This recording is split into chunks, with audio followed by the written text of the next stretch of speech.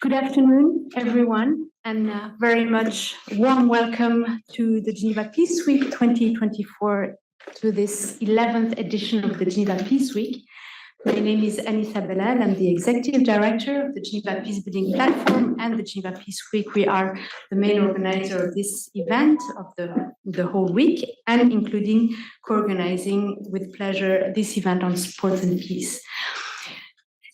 This relationship between sport and peace really falls within the general theme of the Geneva Peace Week of this year, which is what is peace? We wanted to highlight the complex and multifaceted aspect of peace, that peace can be achieved through different ways. We have discussed throughout the week how peace can be achieved through trade, through artificial intelligence, through other initiatives, including environmental peace building or social and inclusion peace building initiatives.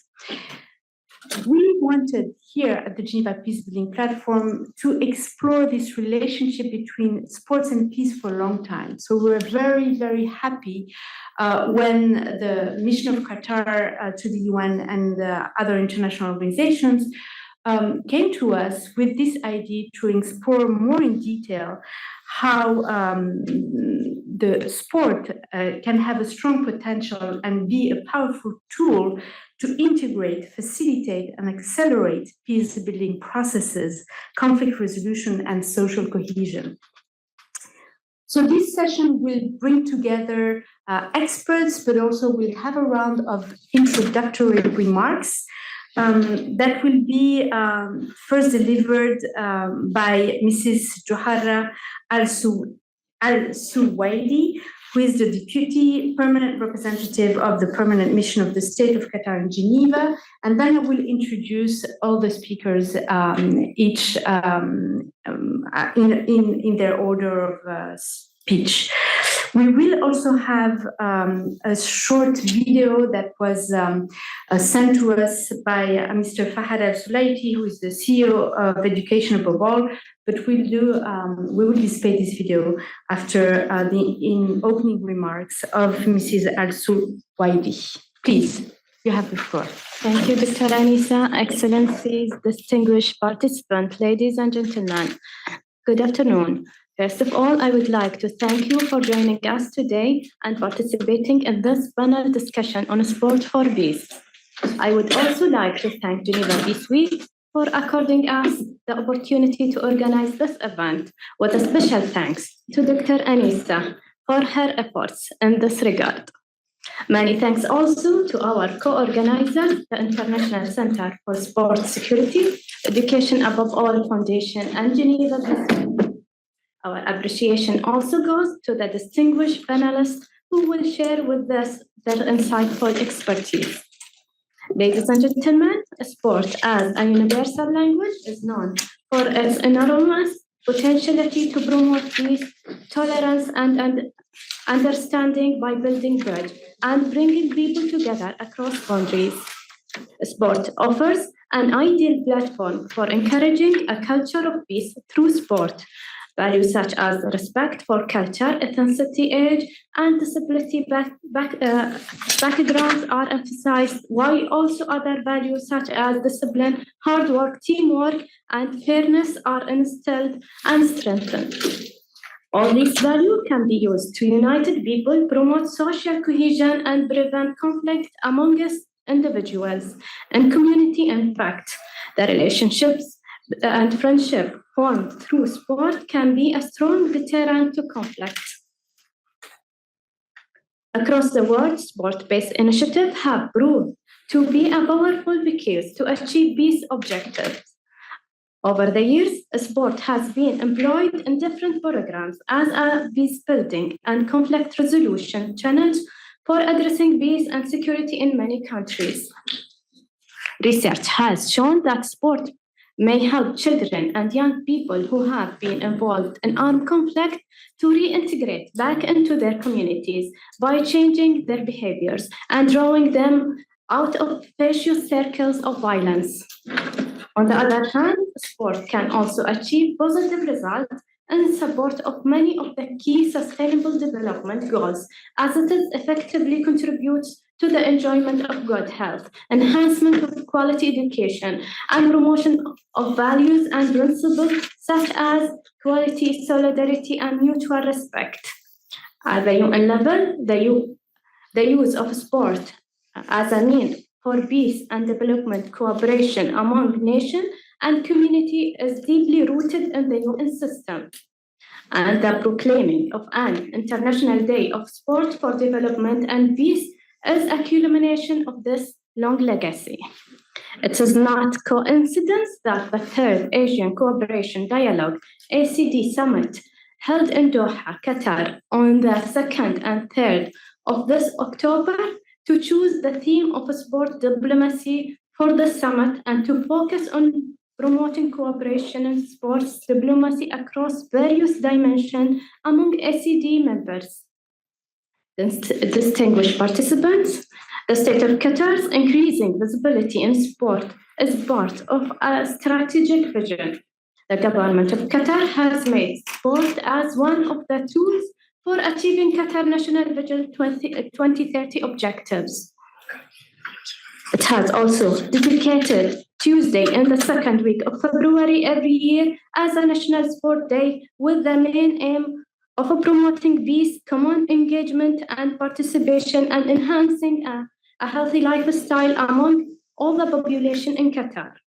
Using sport diplomacy and integrating sport in our policies and strategies have yielded many fruits. The state of Qatar hosting of mega sporting events such as FIFA World Cup Qatar 2022 and the Athletics 2019 World Championship have been unique opportunities to disseminate and consolidate the value of fraternity, solidarity, peace, human rights. At the level of multilateral diplomacy, Qatar is a member to the group of Friends of Sport for Development and Peace, both in Geneva and in New York. The objective of this group is serve as an informal intergovernmental platform to promote dialogue and encourage UN member states and the UN system to integrate sport actively into their policies and strategies. 2 years ago, while we were heading toward the FIFA World Cup Qatar 2022, the Permanent Mission of Qatar in Geneva launched an innovative initiative of organizing a football tournament for the diplomatic community in Geneva. Following the great success of the first edition, we decided to make the tournament an annual event. The tournament, which organized in collaboration with the UN office at Geneva, managed to achieve many of the diplomatic goals we are seeking in Geneva. Every year, the level of participation and anticipation increase, which make us more excited and enthusiastic to move forward with this initiative with a high spirit and more determined willingness. The upcoming edition will take place on the 25th of May 2025 to match the second anniversary of the World Football Day. To conclude, I would like to wish you all an enjoyable and fruitful deliberation, and I reiterate my heartfelt thanks to the Geneva Peace Week and look forward for further cooperation in more future events. Thank you.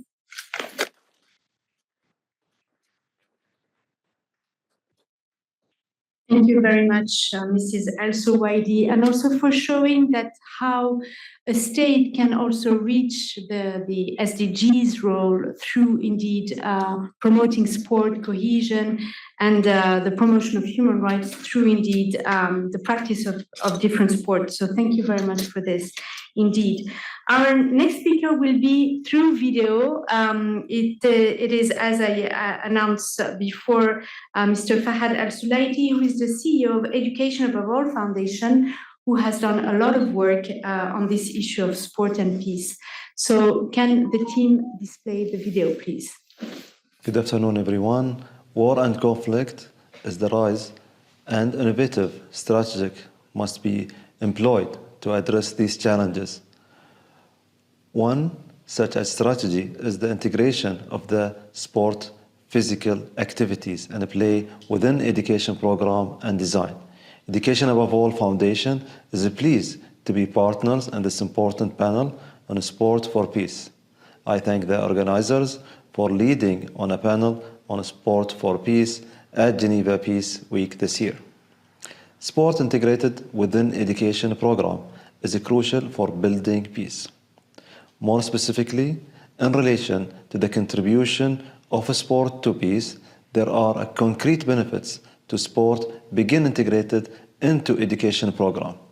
Sport can help to rebuild post-conflict society by promoting respect, protection, and implementation of human rights.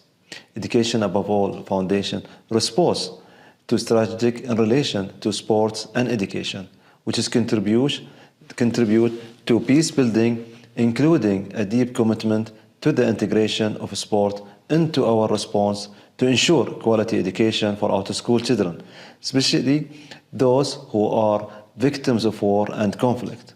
To that end, Education Above All invested specifically in education and sport with 12 projects with 8 partners and in 14 countries.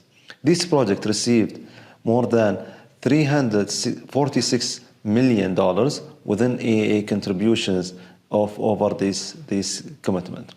I really appreciate all the effort that's been put in. I believe that sports have changed either my life. I used to be a tennis player for more than 10 years, when I was young. And I think this is what drove me to be a very professional and have a very specific target to achieve. And wishing you all the best on this panel. Thank you so much. So we cannot applaud him, or we can? We will cancel it. So the next speaker on my list, and we really have the pleasure to welcome here Mr. Mohammed Al-Henzab, who is the president of the International Center for Sports Security. And perhaps you will tell us a little bit what your institution is doing. We're looking forward to hearing from you. Please. Thank you, Doctor.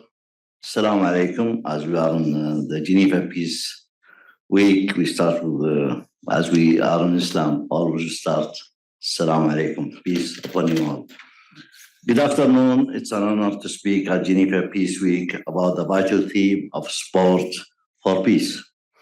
First, I want to thank our co-organizers, the Government Mission of Qatar to the United Nations, Ambassador Hind al-Miftah and her team, Education Above All Foundation, and the Geneva Peace Building platform for bringing us together today to discuss how sport can help resolve conflicts and build peace. The connection between sport and peace is well known, especially since the UN reintroduced the Olympic truce in 1993. Yet today, we often find ourselves in a cycle where the potential of sport is buried under ongoing conflicts.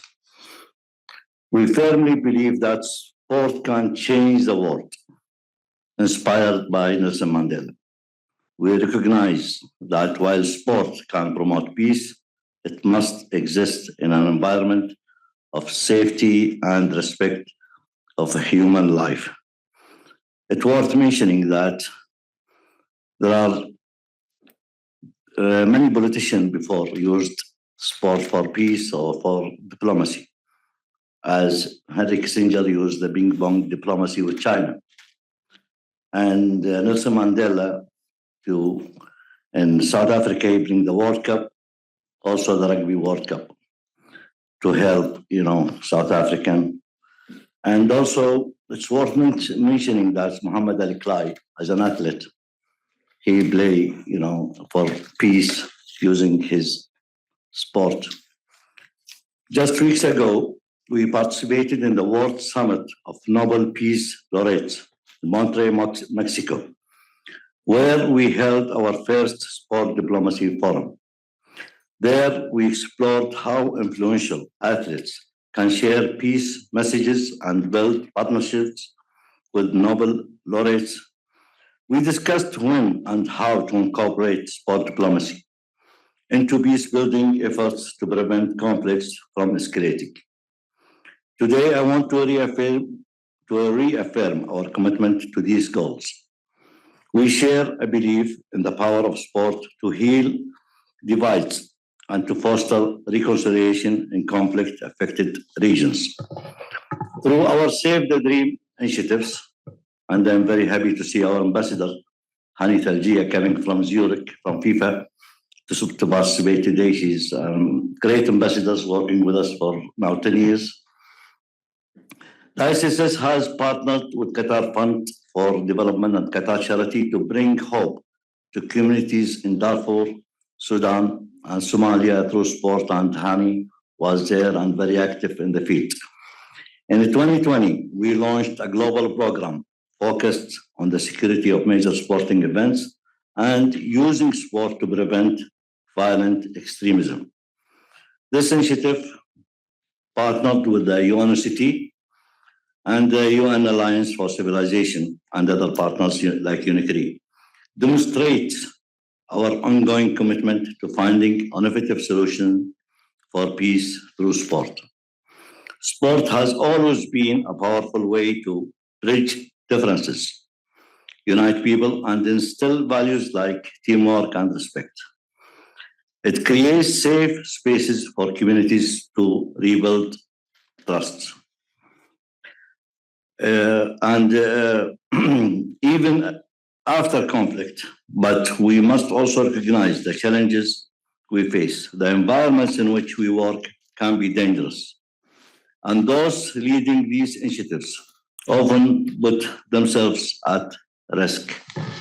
We need to prioritize the safety and protection of everyone involved in this important work: sport operators, humanitarian workers, and educators. Ensuring their security should be shared responsibility among governments, NGOs, sport organizations, and local communities. So I urge all of you to think creatively and engage actively in our discussion today. Let's collaborate to strengthen the role of sport in building lasting peace while ensuring the safety of those who are making this vision a reality. Together, we can harness the power of sport to unite people, foster understanding, and promote peace. Let's take action now to make sport a true force for good in our world. Thank you for being part of this crucial conversation. Thank you. Thank you very much, Mohammed, also for highlighting how sports can create safe spaces to rebuild trust. And I think this is very important in societies which are recovering indeed from armed conflicts or armed violence. And trust was last year one of the biggest themes that we addressed during Geneva Peace Week. And this year we have heard a lot, many organizations still speaking about the necessity to rebuild trust within societies, but also obviously at the international relations level between states themselves and different communities. You have also mentioned the role of athletes as ambassadors for peace, and we are very pleased and we look forward to hearing from you, Hani, later. But before that, it's my pleasure to give the floor to Mrs. Aziyadé Poltier Mutal. You're a senior officer at the Partnership Office of the Director General of the United Nations Office at Geneva, and you will tell us a little bit what the UN office is doing on that theme here. Thank you. Thank you. Excellencies, distinguished panelists, ladies and gentlemen, I am pleased to transmit the greetings of Ms. Tatiana Valovaya, Director General of the UN Office at Geneva. Let me begin by thanking the Permanent Mission of Qatar, the International Center for Sports Security, the Education Above All Foundation, and the Geneva Peace Week organizers for convening this meeting today. The topic of this panel discussion, leveraging the role of sport for conflict resolution and peace building, is timely and significant as sport offers practical solutions for improving dialogue and unity. In a world currently facing unprecedented global crisis and escalating conflicts, sport offers an essential counter to division and distrust. It fosters social cohesion and triggers positive change, not only in the short term, but with lasting effects that span generations. At its core, sport nurtures understanding, builds bridges, and helps address global challenges like human rights, equality, and sustainable development. The United Nations has long recognized the unique capacity of sport to promote peace and development. Initiatives such as International Day of Sport for Development and Peace, as well as the recent establishment of World Football Day on 25 May and World Basketball Day on 21 of December, reflect this belief. In recent years, UN programs, funds, and specialized agencies have increasingly recognized the power of sport to achieve their objectives. Annually, since 2003, the UN General Assembly has adopted a resolution on sport as a means to promote education, health, development, and peace. The Secretary General reports each year to the General Assembly on the implementation of the resolution and on sport for development and peace activities at the national, regional, and international levels. In that context, the General Assembly has invited member states, the United Nations system, and other stakeholders to promote greater awareness and action to foster development and peace through sports-based initiatives. Today, UNDESA's Division for Inclusive Social Development houses the substantive mandate on sport for development and peace at the United Nations and has launched the UN Interagency Group on Sport for Development and Peace to serve as an inclusive internal interagency network operating at the global level to identify key joint priorities and to implement related initiatives.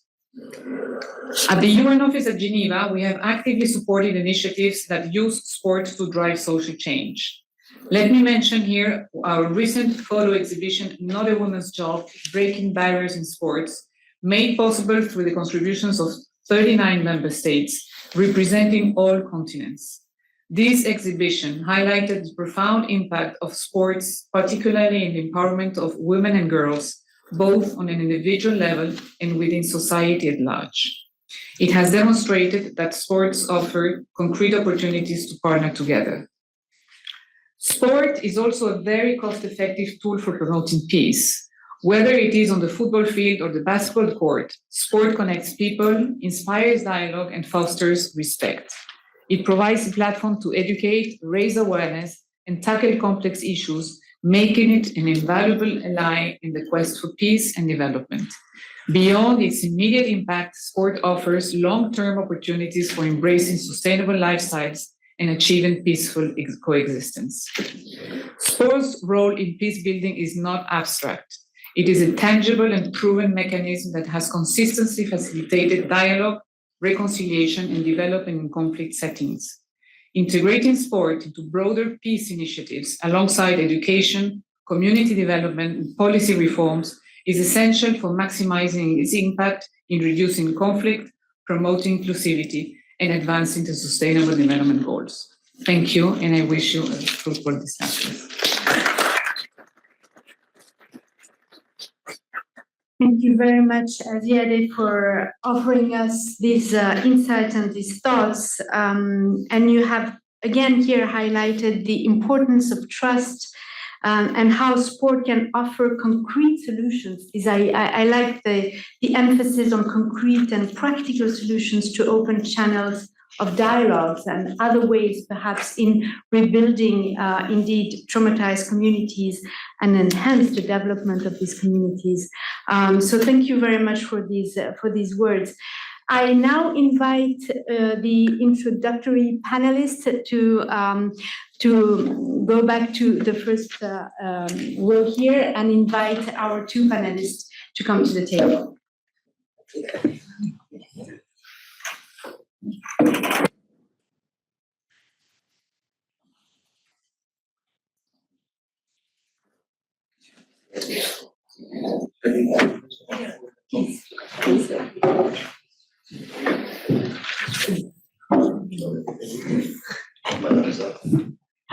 I will be sorry. It's okay, yeah.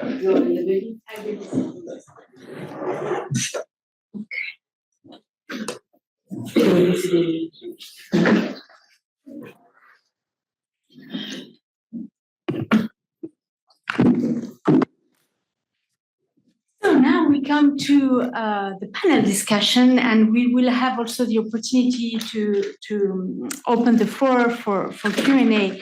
But before that, let me introduce you to our two panelists. So I have on my left Mr. Massimiliano Montanari. You are the CEO of the International Center for Sport Security. And on my right, we have Mrs. Honey Talijeh, who is the founder and first captain of the first all-female national football team in Palestine. So thank you very much for accepting our invitation. And I will start with an introductory question that we have asked to all our panelists throughout the week. And it's a very simple question, and I would like you to answer rather from a personal point of view than an institutional point of view. And the question is really, what is peace for you? What does it mean? And how have you been experiencing it from a personal point of view? Please, I start with you. Okay, thank you very much. First of all, it's definitely a pleasure and an honor to be here today, specifically in the most difficulties and adversities that the world is facing, of wars and conflicts and instability. I'm still happy to still keep talking about peace, regardless where I grew up and where I come from. I grew up in Palestine, and as you know, what's going on in the world today. So if you ask me, what is peace? I'm afraid to say I've never experienced it. I grew up in a war zone, surrounded by walls, restrictions, barriers, insecurities, inequalities, a lot of challenges from all directions. I tried to find peace when the context was not peace. And I found it through football, actually, because I grew up playing football in the narrow streets of Bethlehem. I found in football my peace, my liberation, my hope, and my identity, where it was missing through growing up in such a context. And football brought me peace and gave me the platform to realize that there is much more beyond conflicts and wars and separations and indifferences. And that's where I tried to find my peace and transform it from the streets of Bethlehem to the world stages of football and beyond. And for me, that's the main source, actually, because at that time, growing up in such a context, football liberated me and made me who I am today. So the context of peace is very challenging in my perspective, but I still carry this message from the little town of Bethlehem to everywhere I go around the world to ensure that we still have hope for a better future. And football and sports are the means, the tools to bring people together, regardless of backgrounds, ethnicities, nationalities, religion, and so on. And that's the message I carry from Bethlehem all the way, being here, being an ambassador for Save the Dream, and seeing the impact of sports everywhere we go. So that's my definition, a little bit of peace in such a context. Thank you very much, Hani. This is very powerful, also for reminding that so many children actually never, or young people never experience peace on a daily basis, and it's especially the case now in Palestine, in Middle East, but also in so many regions in the world, and how indeed sport was allowing you to transcend this situation of armed conflict that you were experiencing. Same question. Same question. She gave me more time to think about it. Exactly.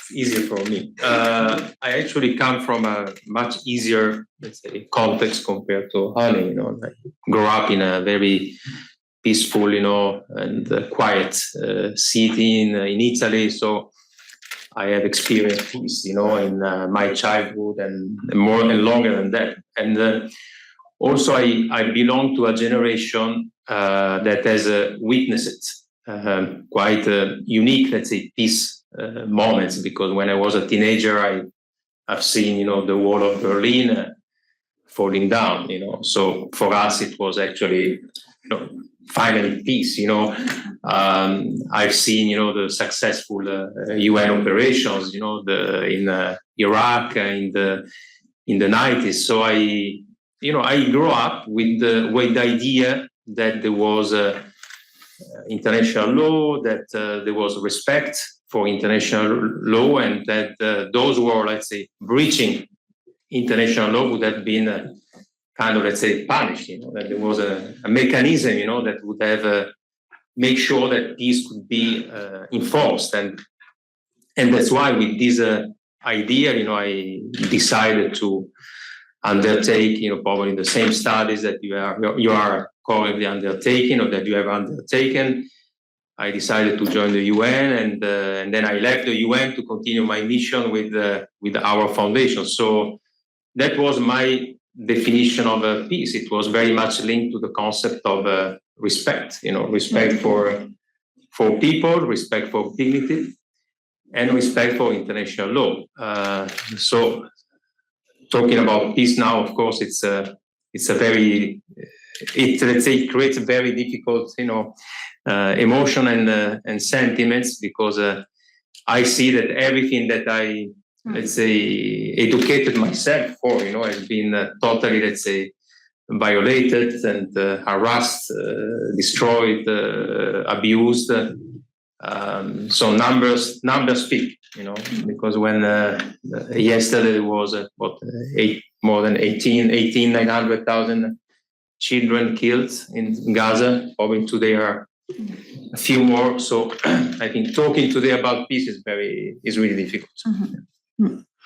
Thank you. No, thank you very much. And indeed, we can all be humbled by the fact that on the one hand, we see violations of international law happening in all kinds of contexts. But at the same time, there is hope, as you mentioned, and through indeed perhaps the practice of sport on the one hand, as we will discuss today.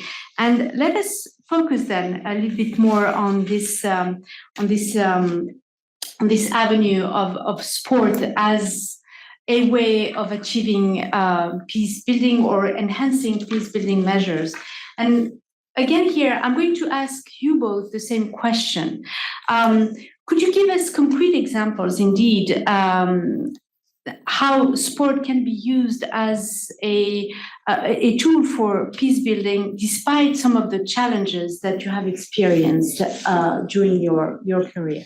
Of course, talking about founding the women's national team in Palestine, before founding the women's national team, there were no girls playing football in such a context. Mm-hmm. Not only because of the political context, but also from the cultural, the social context that the Palestinians grew up or living through. I would say also some challenges in the Middle East, growing up in an Arab country. There are some also limitation for girls to play football, right? Because it has always been said that it's a boys' game and not for girls, and all these prejudices and stereotypes about what girls should do and what shouldn't do. And coming with football, it was tackling all these issues at all levels. Tackling the context of conflict, apartheid, and segregations, by playing football, because we wanted to send another message to the world, not just about destruction, death, and despair. We wanted to send a message about hope, opportunities, and celebration of life, to change the narrative as well, because the narrative has always been negative about Palestinians in general, and maybe specifically women as well. So we used sport as a tool to promote equality, to promote cohesion in the society between Muslims, Christians, between boys and girls, between different parties, between different areas, from the city to the refugee camp to the village, and bring all those together, just for football was a sign for peace and reconciliation in a context where it's missing peace and reconciliation.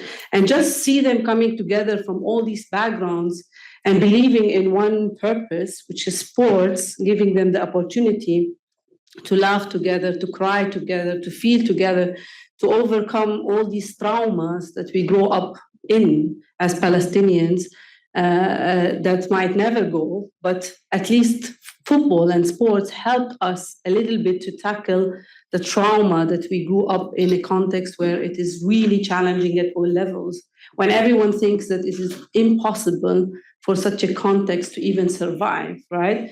So in my context, and the example that I can give is we managed to get girls playing football even in areas where girls were not even allowed to walk in the street, and areas where even was dangerous for girls to pass through checkpoints and segregations and walls. And for me, this is such a powerful example of promoting peace through sports in such a desperate situation where it's full of lots of challenges. We managed to bring those messages to the world that we are resilient, we love life, we want to live, and we want to send another message to the world, a message about peace, justice, and equality. And we deserve a chance because we have talents, we have potentials. All what we are missing, or we were missing, was just the platform and the opportunity. And that's the example of so many young people all around the world, girls and boys everywhere. They have talent, they have potentials. They miss the opportunity, they miss the platform. And that's why sports is the avenue for all those platforms, because it empowered me personally and empowered all the girls in my country through football, and made me move and transform my life from this little girl in the streets, with also this little girl from the refugee camp, this little girl to play in the national team, represent her country on a high level, and travel around the world, carry this message and inspire others. So creating also the role models in that context was really important to show the other little girls that there is hope. If she made it, I can make it. If those girls made it, we can all make it. And that's where, for me, it's a real example of promoting peace through sports with those girls who grew up with nothing, literally nothing. All what they knew is destruction, war, conflict, insecurity, inequality, but then how football made them equal on the football pitch, right? And that's what we will stand for. But also not just about Palestine. There are many examples, like when I was with Save the Dream in Garwe in Somalia. This is like a place like no one imagined that you could be there.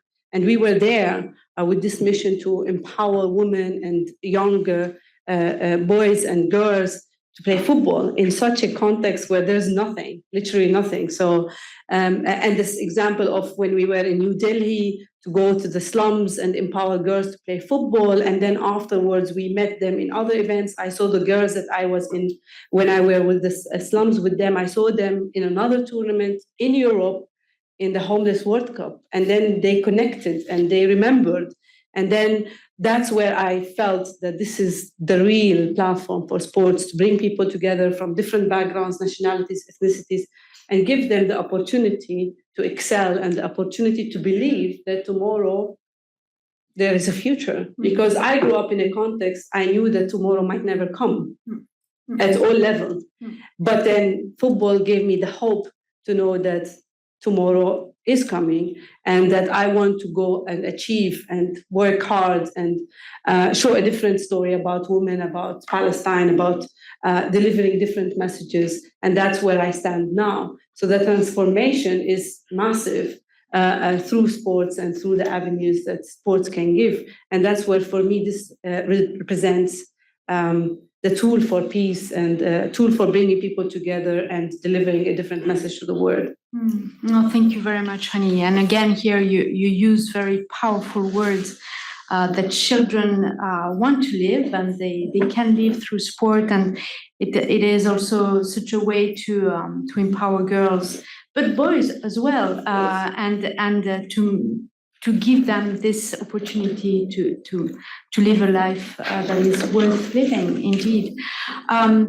Massimiliano, perhaps from a different angle. So you've talked about the violations of international law, and perhaps also that leads us to this idea that there is mistrust between nations, and that there is imbalance between the power of certain nations that would allow us to reach peace in certain circumstances. Now you work in a center for sport security. How does your organization overcome these challenges that we can observe at the international relations perspective? How have you been able to overcome these challenges of mistrust, of the impossibility to indeed reach some agreements in some circumstances? Tell us a little bit more about what your organization has been able to do. Well, maybe allow me to a reflection, in order to prepare my answer.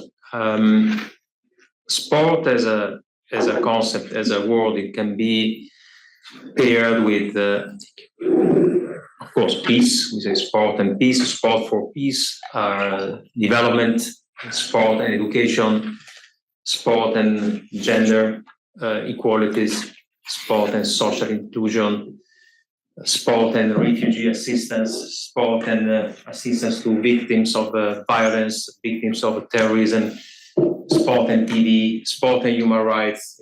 So we could, there are endless, very actually powerful combinations that can be described and deepened.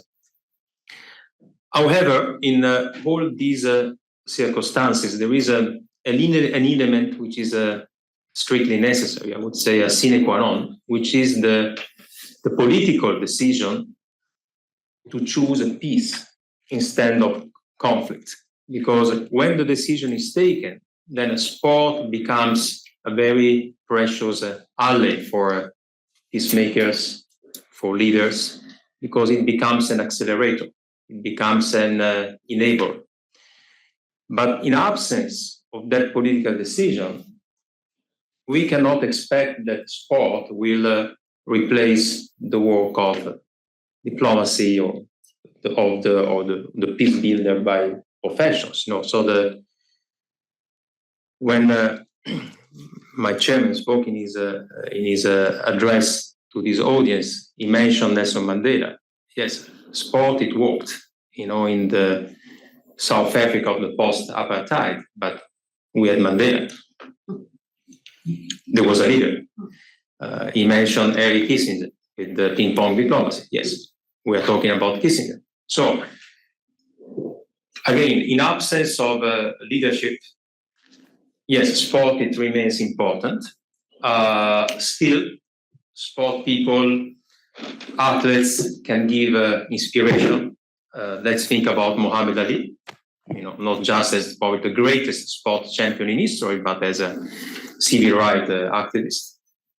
Let's also think about all the other time when the universal language of sport spoke. Jesse Owens, challenging the myth of the supremacy of the Aryan supremacy, and his friendship with Lutz Lang, which was an athlete from Germany that was actually fundamental, for the success of Jesse Owens. Let's think about the two Germanys marching together after the Second World War, the Olympic Games in Tokyo after the Second World War, in terms of promoting normalization, restoring normalization. More recently, the two Koreas marching together. So certainly sport can give great inspiration. At the same time, I'm not saying that we should just limit ourselves to work at from the top-down approach. Still, of course, the work done at the community level is extremely important. That's what we have done. This is what we are doing. Hanishi mentioned the work we did in Garawe, in the region, in the state of Puntland, in Somalia. It worked well, because we managed to contribute to build sport at the grassroots level in the city and in the whole region. We are working in Darfur, particularly with all youth that used to be child soldiers in a moment where there was a will, let's say, to bring, let's say, the different parties closer and together. So it's possible, but we also need to be very careful not to put, the youth we are working with in a situation like the situation of the dead poet society, where you are actually creating big expectations, with this idea of bringing or restoring normality, when then at the leadership level that will is not there yet. Otherwise we might risk to put the people we want to help actually in a difficult position, because we are showing them that a different reality is possible, that peace is possible, but then we are not able to continue, and protect them in the long term. So it's a big responsibility, the one we have. Yes, and indeed, I mean, you highlight this very, very clearly, that sport can not do everything alone, and that you need leaders and leadership also to channel this possibility. And on its own, it cannot do everything alone, indeed. Your chairman, Mohammed, before spoke about how in certain circumstances sport could also help countering violent extremism, and this is something that I would be interested to hear more about. To what extent there are certain regions in the world, and we have also heard about Fahad Al-Sulaiti talking about educational programs that would include indeed sport on their program, and to enhance the possibility for including children in a more, let's say, perhaps tolerant atmosphere. Do you have example on how indeed sport can perhaps counter violent extremism in some circumstances, including in some armed conflict situation that you were living in, or in other contexts? Perhaps Okay. Well, we have been addressing the subject, first of all, from a policy perspective. So we developed, in our case, tools, so guides for policymakers and handbooks in order to suggest leaders and policymakers on how to create synergies between the security systems and the sport community, and utilize the sport as a soft powers in order to empower and include particularly communities at risk, at risk of violent extremism, or integrate communities that could be, let's say, seduced by the appeal of terrorism. So there is a policy perspective, because normally security, let's say, the security systems, so ministries of interior, police forces, they don't look at the world of sport as an ally, in terms of also in terms of crime prevention. So at the same time, we have also promoted policies also to create synergies between also the world of diplomacy and the world of sport, because again, sport can be integrated into the work of national and international agencies for development and cooperation. So we very much, promote the idea that sport for peace and development projects, or sport for PD projects, are not implemented in isolation, but they are implemented within the framework of more complex and long-term capacity building and peace building programs, which is, in our view, this is still one of the limits of the sport for development and peace agenda, or also the sport and PD agenda, because most of our projects are still supported, financed, or implemented in isolation and not in full synergy with a broader, let's say, peace building agenda. In our case, I have to say that we have been lucky, because most of our project in this field has been supported by Qatar and Qatar China and QFLT in particular. And this initiative has been always linked to a broader peace building process. Like in the case of Darfur, of course, Qatar was playing a very important role with regard to the Darfur peace process. So our project was directly linked to a more broader and holistic approach.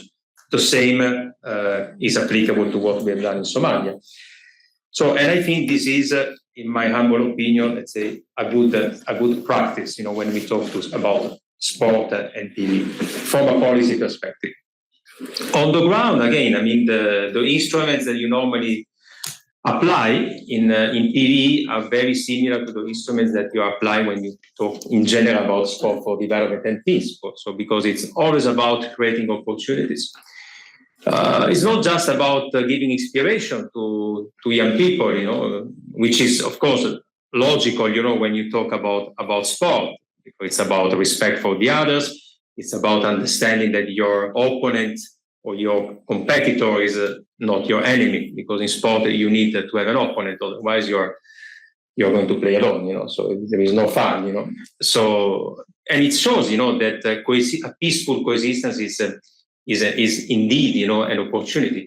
But at the same time, sport can help to create very concrete opportunities, which is also employment opportunities, developing skills, competencies that can be utilized by young people also outside the context of sport. All our projects they were about that. So actually, sport for us was a Trojan horse. It was an opportunity to engage, but also most importantly, an opportunity to help our beneficiaries developing skills that they could have utilized, also in their personal life, professional life. So it was very much about also training them on how to develop their own projects, how to manage a budget, how to convince a donor, to help them, how to work together. So, and I think, this is a part of the key of success, because as I said, it's not just about giving inspiration, but you want to create, let's say, concrete opportunities to have a better life. Thank you very much. And similar question, Honey, you encourage girls to play football in certain societies where, in Somalia or in others, where it can be complicated to be able to promote this kind of sport, as you mentioned, for girls. How did you engage with the rest of the society? Did you have indeed to oppose persons who would oppose this, or who would rather engage in other forms of let's say, engagement with the idea of opposing the armed conflict?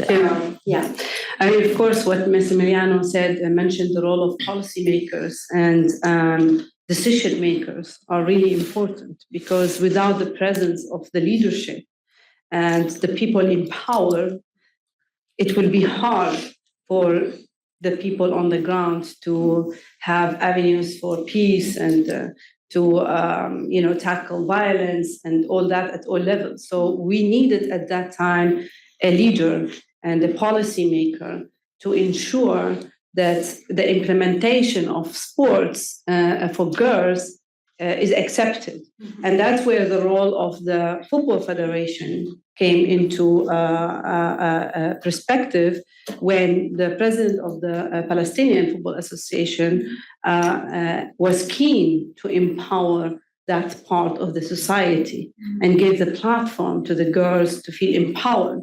Without the leadership and the policymakers at that time, it would have been almost impossible, because you needed someone to open the door for those youngsters, for boys and girls to be empowered to take actions and to move forwards and to tackle violence and all of that. Because at that time, there was no way of getting out for the children of Palestine besides football, because football was the platform for them to get away from anger, from frustration, from trauma, from this anger that you live and grew up with every single day in your life. So putting that anger in football and sports helped a lot to not choose the other part, not choose violence, for example. And that's the example of many other places around the world. So one of my projects, I'm talking about violence, not just in conflict places, but violence also in societies. When we talk about domestic violence, when we talk about how men treating women, how boys treating girls, and it's the opposite as well sometimes, and the abuses that societies grew up with at all levels, whether it's because of conflict, because of poverty, because of corruption, because of problems in leadership at all levels in different countries around the world. The violence needs to be tackled, because one of my projects was actually in Papua New Guinea.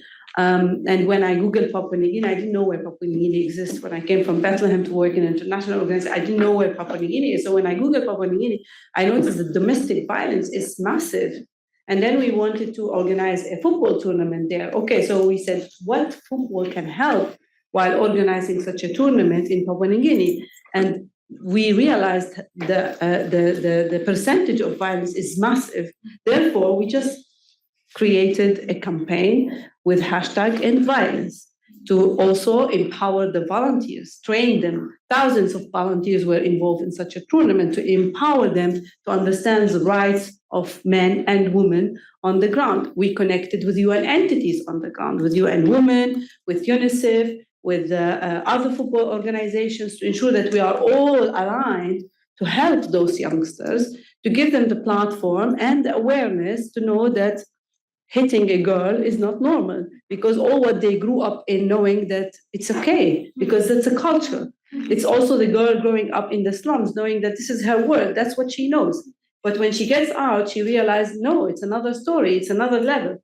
So those policymakers, those organizations, governments, non-governments, coming together with sincere and concrete goals to give opportunities, to build societies, to inspire, to give hope, will help proclaim peace and eliminate violence at all levels in societies. And those are the examples we are working with on the ground, whether with Save the Dream, FIFA, other organizations all around the world, to ensure that we, as policymakers, decision makers, advocate for such a role, not just relying on the context of the girls and the boys have to fight for their rights, because in many other countries, playing football could be put you in you could be killed for that. When we talk about Afghanistan, when we talk about the situation with girls for education within Taliban regime and other places around the world, you cannot just say, I want to be a rebel and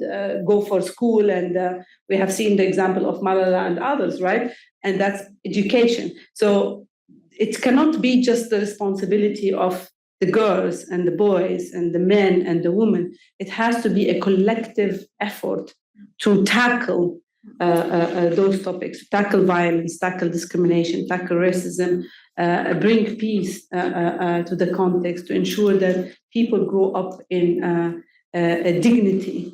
And that's kind of the sports give to those people. As Massimiliano said, it will not give them the chance to change their lives. Unfortunately, sports alone does not solve all the problems in the world, but it can give the platform. And we have seen that with the Qatar World Cup example, right? The FIFA World Cup in Qatar was a great example when everyone was criticizing why the World Cup is going to Qatar. And then Qatar has proved that it was the most amazing and interesting World Cup ever in terms of safety, security, fun, football, atmosphere, and all of that. And tackled also some of the issues that the society has been going through. And that's why highlighting such mega events in such areas, bringing all policymakers together, will help advance societies and will help tackle discrimination, will help tackle racism, will help tackle violence, and will help to give opportunities for girls and boys and create role models that are able to change their societies. Thank you very much, Hani. So I had so much pleasure listening to you and asking you a question, but I have to share you with the public. And so now it's the time indeed for Q&A. We have time to discuss, and we will start by taking 3 questions. Please introduce yourself before asking the question, and rather ask a question than making lengthy comments. So who would like to start? Yes, please, sir. Thank you very much. Thank you. Firstly, I'd like to thank the whole panel for the rich discussion. I'm Francisco Charrua. I'm a student here at the Geneva Graduate Institute, and I'm currently researching the role of AI in the security of mega sports events, like the World Cup in Qatar, for example. And I'm very passionate about this topic and also about the potential of sports to build peace. So you are all truly inspiring to me. And as sports events become bigger and more spectacular, they become an increasingly bigger target for evil actors, with targets ranging from cybercrime to violent groups, terrorist attacks around stadiums, and governments hosting sports competitions seem increasingly eager to integrate artificial intelligence to stadium security and event security, not only because the bad guys use AI, but also because AI reveals itself to be incredibly useful to counter these threats. But it's also a double-edged sword, and integrating AI to surveillance systems and cyber-physical systems can also put at risk human rights, such as freedom of speech, movement, with humans being subjected to potential mass surveillance, which can in turn be normalized after these sports events and become an integral part of society. So my question for the panel is, do you see artificial intelligence as a positive tool to be integrated to sports event security in order to preserve sports events as a place of peace where everyone is welcome? Or do you see it as a dangerous thing? And if so, what are your recommendations for the entities using this technology as for sports security in the future? Thank you. Thank you. We'll take a second question. Yes, please. Thank you very much, and thank you for the really interesting panel. My name is Joshua Maziak. I'm a political officer with the UK Foreign Office. I work more in kind of anti-corruption. So my question, coming in as sort of an outsider to this topic, is when you're working in more sensitive contexts, how can you conduct the program design to make sure that you're instilling the principles that you want to be transmitted through the programs, but in a way that is culturally sensitive so it doesn't induce problems with the context that you're operating in? Thank you. Thank you. A third question? Yes, please. Yeah, thank you very much again for, thank you. Thank you very much for the great panelists and for the inspiring story as well. My name is Henzab. I'm from an organization called Generations for Peace. We're based in Jordan, and we work as well using sport as a tool for conflict transformation in different countries. It's great that we're hearing how the power of sport really can help youth and children, and also all and adults sometimes as well. So we understand the importance role of the sport in regard to the grassroots level. And thank you as well for sharing this information as well. But still, there is a huge challenge in regard to funding for those those type of activities. Still, donors, we're seeing that donors are not that much interested about activities and the programs that can be actually using the sport as a tool. So would love to hear more from the panelists if they have any experience in addressing this type of challenge, because the result at the end of the day, it's a long-term result. We can't see the result of individual using the sport, for example, in a sudden moment, but we need to be patient until we start to see that behavioral change. So just would love to hear more experience in regard to that, and I'm happy just to talk about it with the audience, with the panelists later on as well. Thank you. Thank you very much. These are three excellent questions. Who would like to start? You. Emiliano, on the spot. Okay, following the order. I mean, thank you for your question, and to all of you, of course, and for the other ones. Well, I think that, I mean, in 2024, almost 2025, it would be silly, not to take advantage of all the technological solutions that can facilitate our work. So, of course, I mean, artificial intelligence it's a tool. We are already using it in our daily activities. So I think it is a must to utilize it, also to support the safety security preparations of a major sporting events. Safety security, but also anti-corruption and integrity matters. For instance, there are some studies that are now conducted by some universities, particularly one in Spain, that they are developing a technology through artificial intelligence about to ensure the transparency of the procurement process. So basically, through this application, it is possible to see if there are any links between the people working for the institutions and any other link between the people that are actually then providing the service. So it provides very clear, let's say, and detailed information to make sure that there are no conflict of interest in the course of a procurement process, which is one of the big issues, of course, when when a major sporting event is organized, because if you choose the right provider because there is a corrupted practice, particularly if you do it in the field of security, it will also undermine your safety and security system. So I think it is a must to do it. Of course, artificial intelligence, as any other tool, is a tool. So it depends on the way you use it.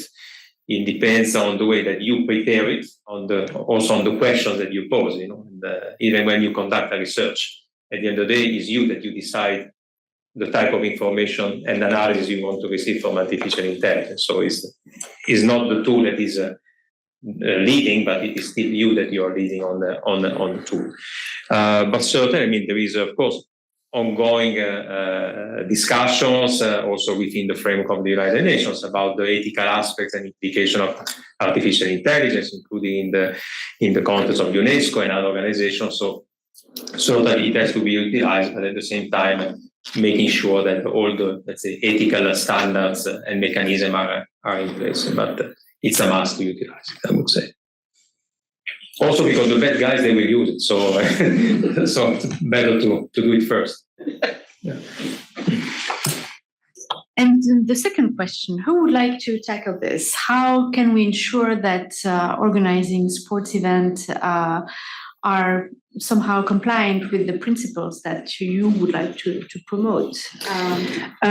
This is not an easy topic, actually, because once you organize mega events in different countries, different regions, there are always issues with human rights, I believe. Everywhere we go, there are issues for human rights. And the war in Gaza now it was a witness that we are failing as international law and humans all around the world to protect the rights for the Palestinians to exist. So if you tell me about violations of human rights, international law, freedom of speech, democracy and all of that, and now as a Palestinian, I don't believe in it anymore, unfortunately. I still hope that in the good faith and the good people to fight for humanity, because it's a matter of humanity more than anything else. But I witnessed that the world is failing us in this matter, right? And it's a year now, and there has nothing been done for humanity. Let's talk about humanity. So when we organize mega events, a lot of comments will come. Why are you organizing the World Cup here? Why are you organizing the World Cup there? There are human rights violations here. There are human rights violations there. This country is not taking care of climate change and all these aspects. But then they forget that there are wars going on, and a lot of countries, bigger countries, providing arms and weapons and not caring about climate, not caring about humanity, not caring about that. So for me, this is challenging a bit to answer such a question because I believe that every country has issues. But when we come together with international laws, policies, and respect for values and human rights, this can be tackled. So we cannot say human rights in this country and not paying attention to human rights to other countries. And that's what I've witnessed in organizing mega events, right? The criticism that have been coming from organizing the World Cup in Russia or in Qatar, or now it's in Saudi Arabia, or now it's coming up in the United States, Canada, and Mexico, etc. So I believe if we all stick to the values of sports and promoting justice and equality and human rights at all levels without selecting which country we should fight for and which country we leave out, then the world will be in a better place. And then tackling issues might be easier. But as far as the world is selective with a lot of double standard, I still don't believe in that. And I hope that the world now learned a lesson to move from selecting where to fight and selecting the causes that's related to human rights according to them, than just fighting for all human rights, all women's rights, all people from different color, from different cultures, from different backgrounds. The war in Ukraine is the same impact as other war in other places. The different colors also, different race, because sometimes you feel that it's selective where we want to fight for human rights or not. And I relate this to football as well, because then the discussion will come, why the World Cup here and there and why? And we forget that we all have issues with human rights. And if we come together to tackle human rights as all equal, then the world will be a better place. And then the criteria will be better, and then the issues will be tackled differently. So here I urge that we come together, policymakers, leaders, institutions, to not be selective with a double standard criteria of where to support and where to be silent and complicit, and where we encourage human rights altogether for mega events, for football, for sports at all levels. And the third question now, the money. Yes, how do you convince donors to invest in smaller project, perhaps, or grassroots project? Correct me if I didn't ask the question correctly, but how do you encourage investment in these particular people? Okay, if you allow me, I'm very happy to comment on that, because of course it's a topic which is very close to not to my wallet, but to my heart. Yes. But I would like to add a couple of thoughts about the other question because it was also linked to the integrity and anti-corruption in the sport field. I think there is a need to, in the world of sport, not just sport, but including the world of sport, to improve good governance, financial transparency, which are some of the priorities of our organization, the ISSS. Actually, we established a few years ago, we co-founded with other organizations, a membership-based organization, which is based here in Geneva, which is called the Sport Integrity Global Alliance. That is actually as a mission, the mission to promote global policies to enhance the integrity of sport. The reality is that many sport organizations across the world, both national, continental, and international, they are not fully developed from a, let's say, governance perspective, because the world of sport, it grew very fastly. So imagine like a company that starts as a family business and then in a few years becomes like a multinational corporation. So probably there was no enough time, to align internal policies within sport federations with the needs of a bigger dimension. Sometimes, you see like a sport leader that is sitting between presidents of countries, it's not an uncommon image, So you understand that there are sport federations that they have more power nowadays and also more economic weight than certain governments. But they didn't have enough time to develop their internal system and mechanism to make sure that such an organization can be managed as they should. And also, there is a big misunderstanding, which maybe, there is an interest, and to keep this misunderstanding about the principle of the autonomy of the world of sport vis-a-vis government and political power, which obviously is a very important principle because government and politics should not interfere with sport, okay? We should absolutely, of course, avoid any politicization of the world of sport. But autonomy should not be confused with immunity.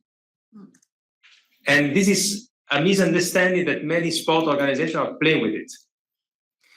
So, and this, it has to be stopped, because the fact that you have autonomy, it doesn't mean that you can do whatever you want, that you can have conflict of interest, etc., etc.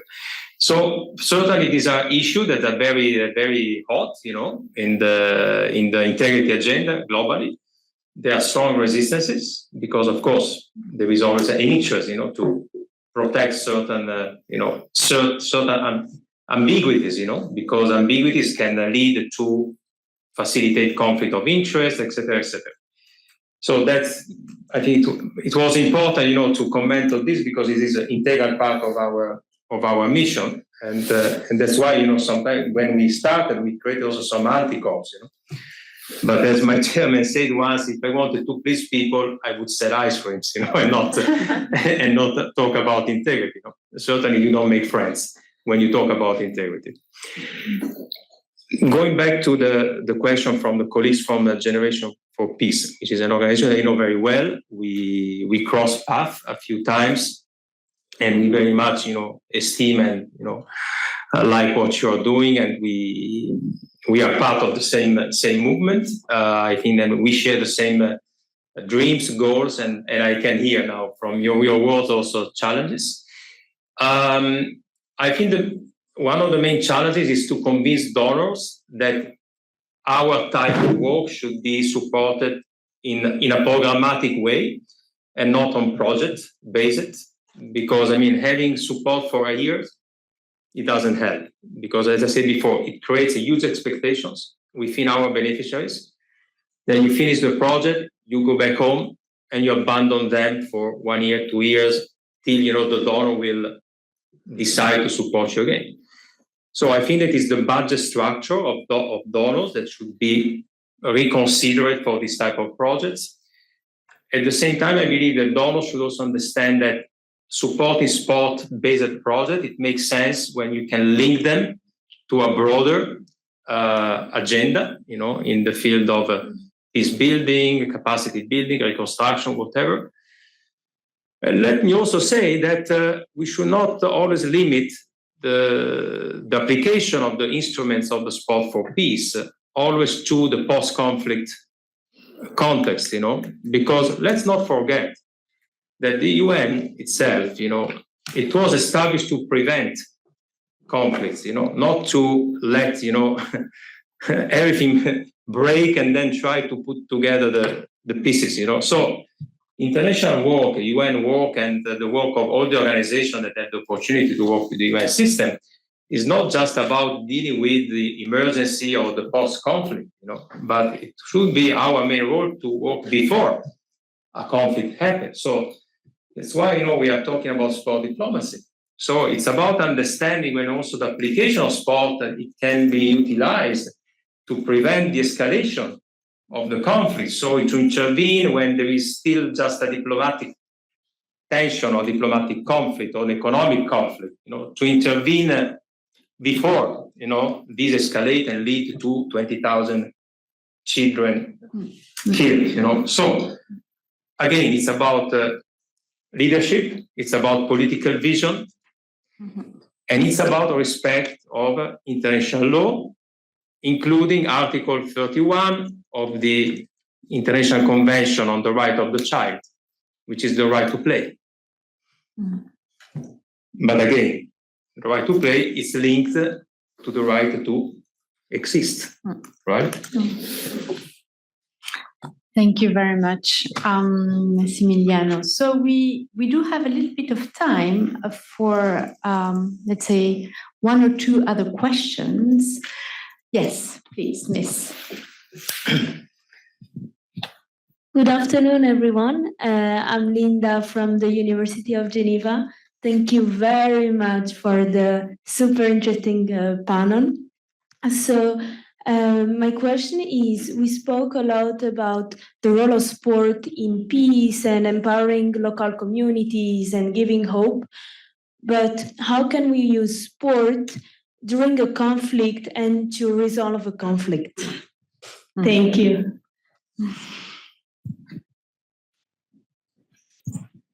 Thank you so much. My name is Nashiba Nakabira.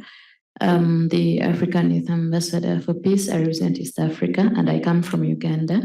And in Uganda, I run an organization called Sisters for Peace Initiative, where again we use sport to promote conflict resolution and peace building.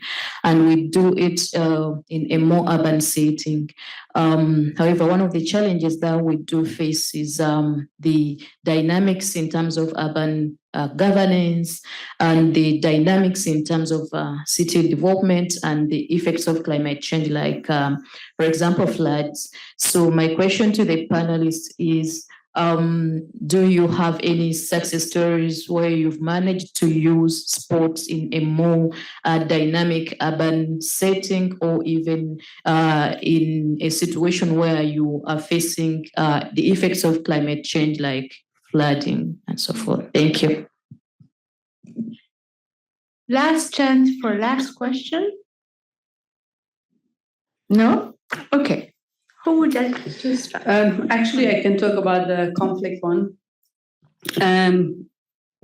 There are situations where football helped. I can think of the civil war in Ivory Coast and the initiative of Drogba at that time that helped in reconciliation in the civil war in Ivory Coast. So there are examples.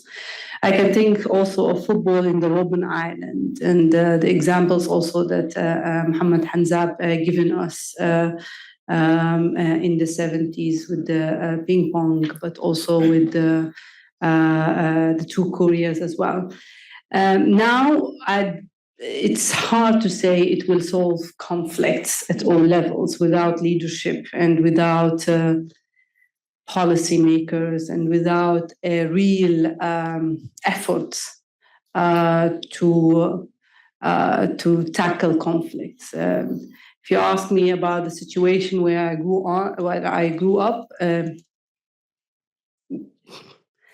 yeah, I mean, the whole international community, the world, the UN, they are trying their best to solve such a conflict for more than 75 years.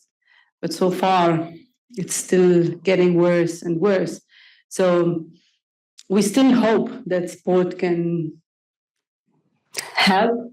But in my context, it's unfortunate that it will not bring solution so far, because the whole world and the international community, the countries, their leadership, they should come together to recognize the rights for the Palestinians to exist before anything else, right? So it might help afterwards to bring people together and to build opportunities for peace and for dialogue and for recognition and all of that. But currently, in my context, it's difficult. But as I said in other examples, it helped, yes, to a certain level. So let's hope that we can continue the discussions, we can continue the efforts, we can continue the influence and the impact to try to open the minds and the hearts of those leaders around the world to make the right decisions, to give chances to those people around the world who are suffering from wars, conflicts, and so on. Massimiliano, how do we cope with environmental and climate change and the impact of this? For sport. Yeah. I mean, sport is a vehicle for education at the end of the day. So, and it can be utilized at all latitudes. So today we have been talking mainly about using sport in the context of the post-conflict, on the crisis areas. But sport, I mean, can bring messages everywhere, you know, and it's not just about bringing sport, you know, where crises are happening, you know, of any type. Sport can be brought, you know, to educate young people and civil society in the main capitals of the world, where global decisions are made. So sport can certainly help to build, you know, a generation of better citizens, you know, citizens who are more aware about global issues. So I think this is probably how sport can contribute to that. At the same time, also sport needs to regulate itself, because also some major events, if they are not properly organized, they have actually a negative impact on the environment, like or golf tournaments, they have a huge impact on the consumer water, So, of course, it's certainly sport also needs to improve, in terms of respecting environment, but at the same time, sport and particularly athletes, they can carry very important messages that can reach young people, reach civil society, informing them.